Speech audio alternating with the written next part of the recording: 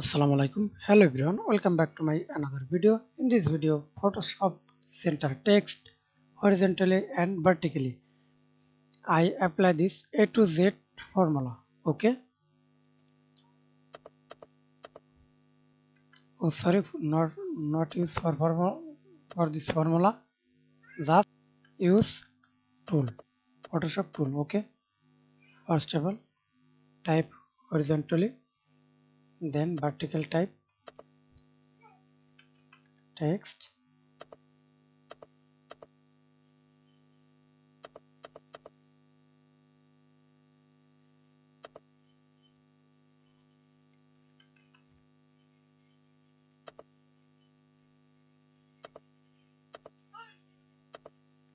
Okay. Remove this. Hold Control. Select double text. Center. Center. Center. Okay. Hold Control T. Right click mouse. Flip horizontal. Flip vertical.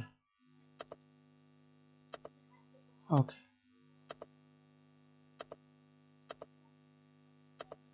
Thanks for watching video. Please subscribe to my channel, like, comment, share.